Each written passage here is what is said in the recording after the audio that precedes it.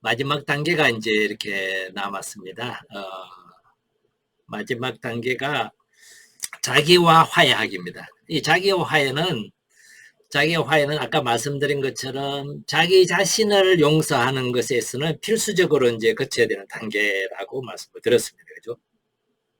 자기하고 화해한다는 것은 내가 나에 대해서 비난하거나 나에 대해서 부정적으로 바라보거나 나 자신에 대해서 뭔가 뭐라 그럴까요? 열등하게 그렇게 생각하거나 나 자신에 대해서 같이 가졌던 그런 어떤 생각, 관점, 나 자신에 대한 어떤 믿음 이런 것들을 이제 긍정적으로 바꿔가는 과정들을 이렇게 존재와 행동을 분리해 가면서 이렇게 해오고 나서 막판에는 그런 자기 자신에 대해서 화해하는 것. 화해하기 위해서 첫 번째는 내가 이렇게 나를 보아왔다고 인정하고 사과하는 것. 그렇게 해서 미안하다. 그렇게 자기 자신에게 실제로 해주는 거 참 좋습니다. 말로 표현해 주는 거죠.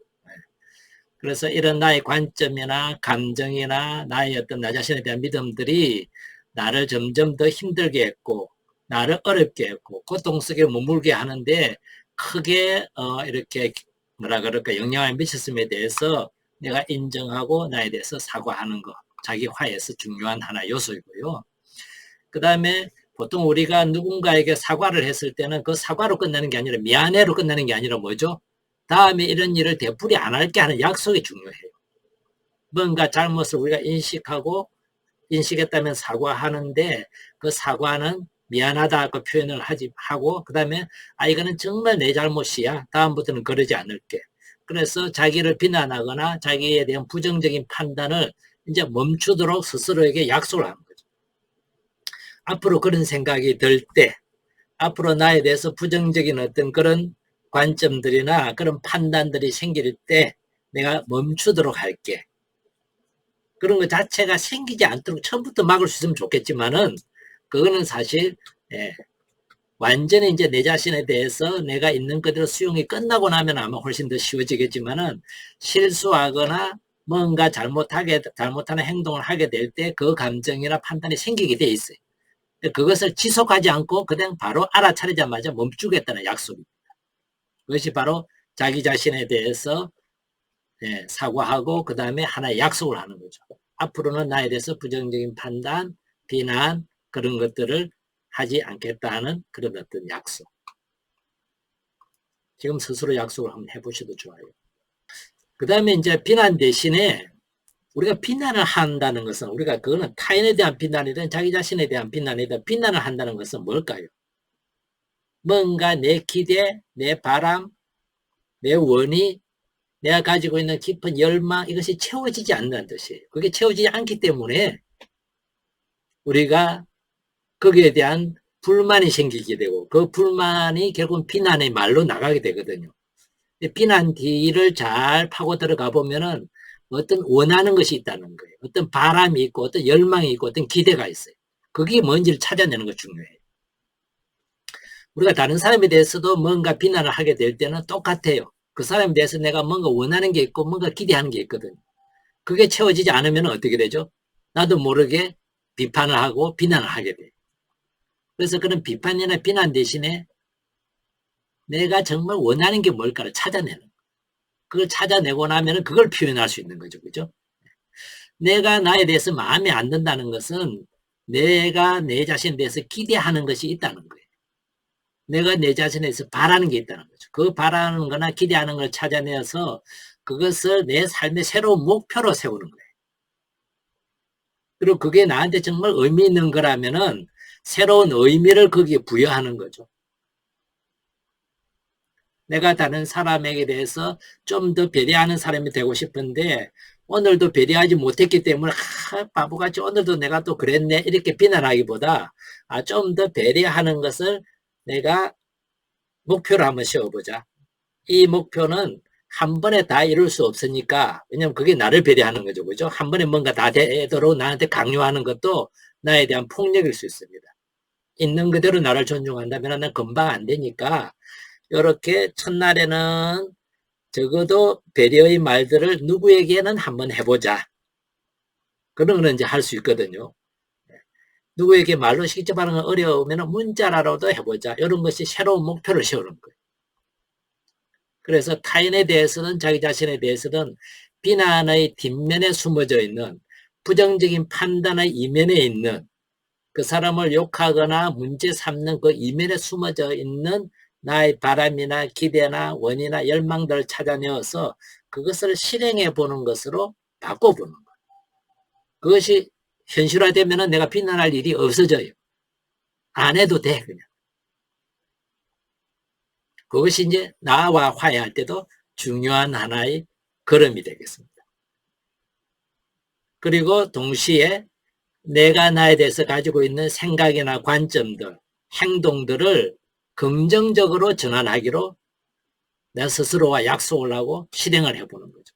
긍정적으로 전환한다는 것은 왜 이렇게 내가 소심해? 이 말을 긍정적으로 전환하면 어떻게 될까요? 내가 참 신중하구나. 내가 자그마한 일도 소중하게 이렇게 생각하는구나.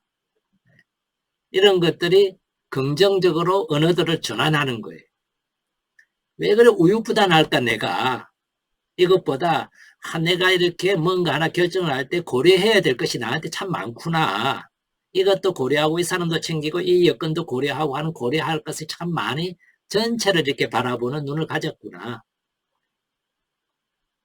이런 것을 자기를 긍정적으로 바라보는 언어의 전환이죠. 그죠? 그런 어떤 전환을 하기로 스스로가 약속을 하는데 이 약속이 한 번에 금방 또 다 지켜지지 않는다면, 우리 오랜 습관들이 있잖아요.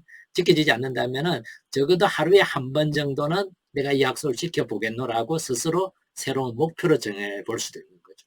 이것이 자기와 화해하고 나서, 우리가 누군가와 화해할 때 그렇잖아요. 화해한다는 것은 그 전에 상처가 있었다는 건데 다시는 상처 주지 않기로 약속을 하고 이것을 실행해 가는데, 내가 오랫동안 그 반복된 습관 때문에 그게 어렵다면 적어도 하루에 한 번이라도 그렇게 해나겠다고 다른 사람하고 약속할 수 있는 거거든요. 이게 화해하는 하나의 방식이라고 이제 볼 수가 있죠. 자기 자신과 화해하는 방법. 지난번에는 이것이 이제 4단계를 마무리하는, 자기와 용서 과정을 마무리하는 이런 어떤 여정이라고 이제 볼 수가 있을 겁니다. 이거를 정리해 보면 첫 번째는 우리가 가해를 인식하는 단계이고, 두 번째로는 용서를 결심하는 단계, 그 다음에 세 번째로는 용서 작업을 하는 단계, 네 번째로는 그 작업이 끝나고 나면 자기 자신과 화해하는 단계, 이렇게 이제 표현을 했습니다. 화해하는 단계 이전에가 자기 자신 작업 단계 안에서 감정과 질문과 수용이라는 단계도 또 여러분들께 이제 말씀을 드렸고요. 이 과정이 자기 자신을 용서하는 과정이라고 볼 수 있고요. 타인을 용서하는 과정은 오늘 우리가 했던 자기 자신을 용서하는 과정과 좀 겹치는 부분도 많이 있지만은 동시에 다른 작업들을 좀 해야 될 부분들이 있어가지고 그 작업은 우리가 다음 시간에 이렇게 마무리하는 것으로 그렇게 하겠습니다.